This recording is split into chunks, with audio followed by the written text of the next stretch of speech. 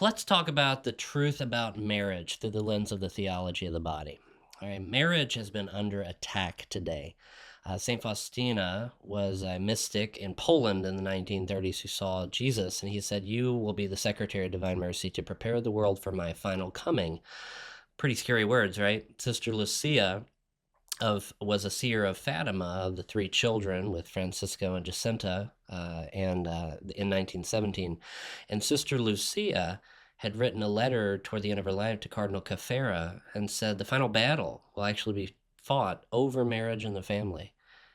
And anyone who speaks on or teaches for the sanctity of human love and marriage and the family will be heavily persecuted. But do not be afraid.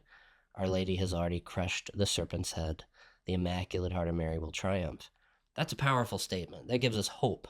Right? So even though there may be possibilities of end times, you have to realize we're always in the end times.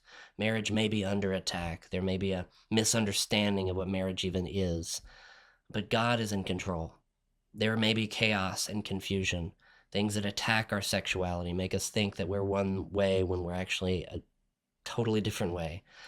But God is the one who loves you more than maybe we even love ourselves sometimes. And the ultimate truth of things is that God created marriage so that man and woman could find him.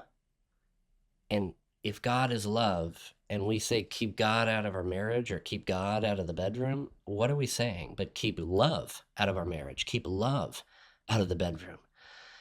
And does anyone really want a relationship that doesn't have love at the center of their relationship, of their marriage, of their commitment?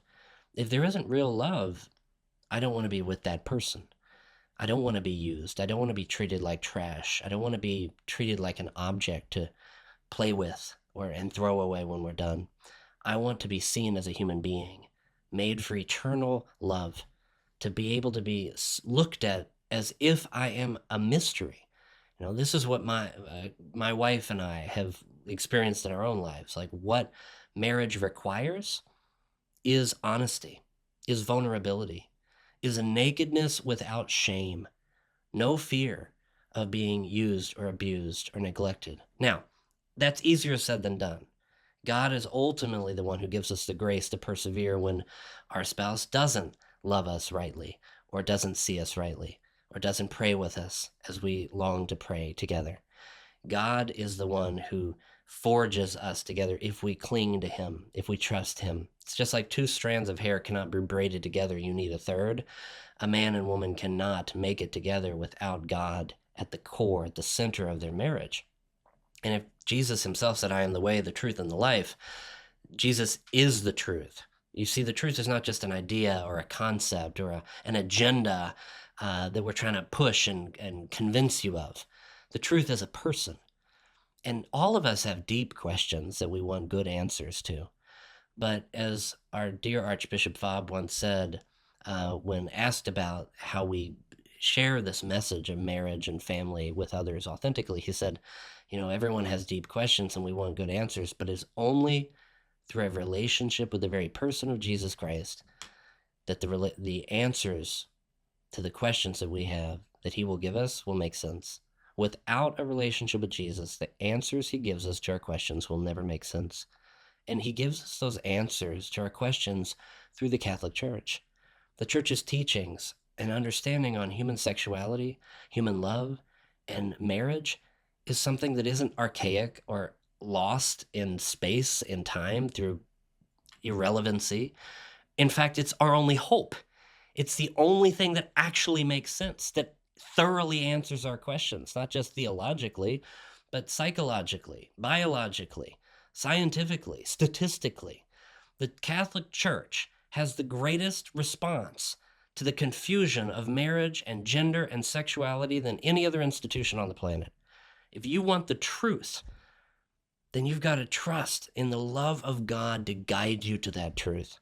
That you will read the right books, you will watch the right podcasts, you will not be convinced of the lies and the twisted confusion of the enemy, but rather you will actually enter in to the mystery, not an unsolvable puzzle, but a truth that keeps on giving more reason, more understanding, more logic behind why the church teaches this about our bodies, about sexuality, about marriage.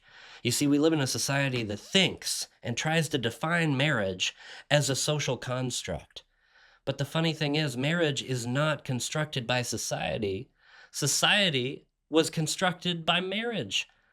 No human being exists without the union of a man or a woman, without the bodily raw material that a man provides to a woman.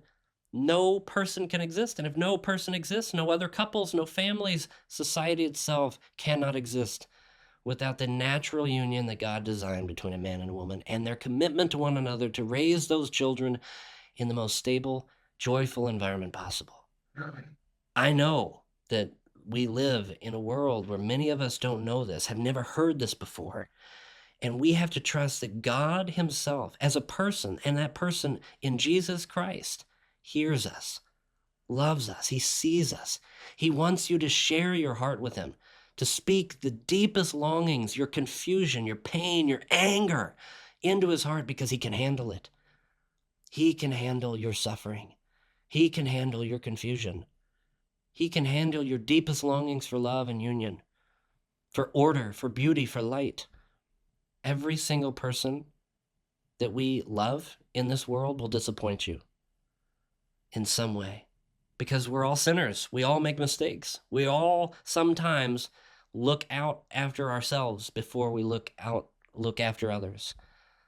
But Jesus himself was the one person in human history who took on all of our sin and showed us what it means to love fully, without holding back.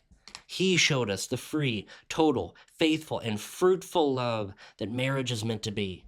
Because Jesus Christ himself is the bridegroom of all of humanity, of the church. Now, not everyone responds to that invitation. Not everyone responds to the proposal God wants to give us. But if you're curious about that love that God wants to show you, if you're interested and open to walking that journey, going on that adventure, I tell you, it is worth it because he's gentle. He doesn't force. He doesn't impose. He proposes. He invites us. He inspires us. He doesn't want anything from us. He only wants the very best for us. He gives his whole self to us. Despite anything we've gone through space and time, he makes everything make sense. He is the truth that you are so deeply longing for. Jesus himself is the happiness our hearts most desire. Every person wants our love to be beautiful. Jesus is the only one who can make the love between a man and a woman fully alive, truly beautiful, life-giving. Are you willing to let God in to share this truth of who you really are? Whether you're married or not, whether you've been divorced or single, whether you're a priest or religious, whoever you are, wherever God has placed you in this moment in your life, will you allow him to guide you to the truth of marriage, meaning the truth of self-gift, the truth of utter fruitfulness, the truth of being so open to the life-giving possibilities of God's plan for you that you become a conduit of his divine mercy for the world, where you become an instrument of his peace, of his goodness, of his beauty, where you become someone who witnesses to the hope of victory over death itself. Marriage is so powerful, and it's for everyone.